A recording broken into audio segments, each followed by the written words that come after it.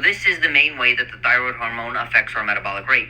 And in the next video, we'll talk about some more nuanced effects of the thyroid. Unbeknownst to many, the thyroid hormone actually has many effects beyond our metabolic rate.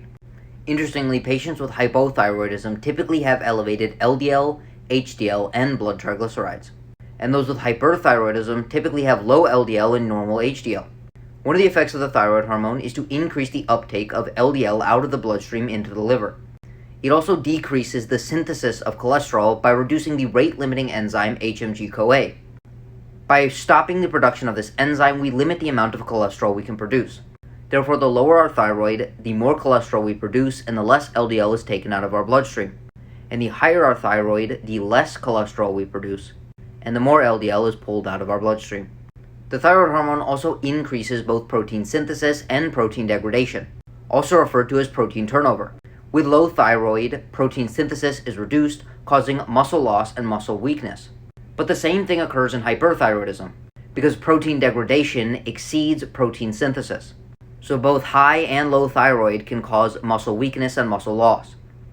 In addition to muscle proteins, our bones are made up of proteins.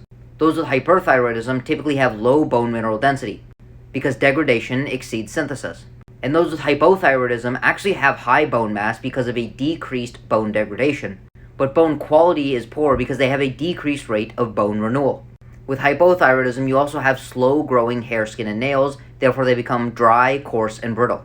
Another interesting effect of the thyroid hormones is on the immune system. T3 increases the activity of the immune system.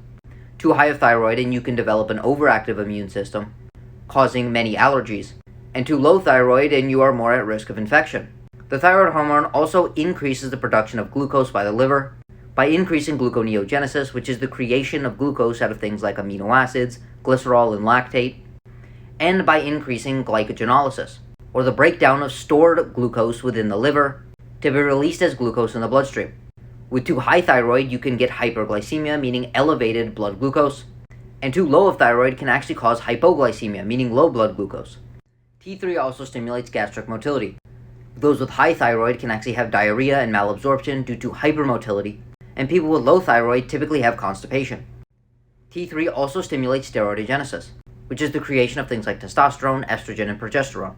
Hypothyroid individuals typically have low estrogen and low testosterone, and hyperthyroid individuals typically have higher testosterone, estrogen, and sex hormone binding globulin. The thyroid hormone is important for brain development, but at an older age, low thyroid hormones can actually reduce attention, memory, language, intelligence, and executive function. The last thing I'll mention is the thyroid hormone increases the production of specific proteins involved in increasing heart rate. Therefore, those with low thyroid hormone typically have a low heart rate, and those with hyperthyroid can have tachycardia, meaning an elevated heart rate.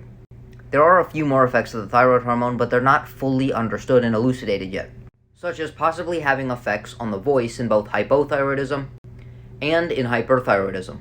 With that being said, all of the things listed in this video and all of the things listed in the last video that help increase basal metabolic rate are the main effects of the active thyroid hormones. So hopefully now you know a little bit more about the thyroid hormones and what they actually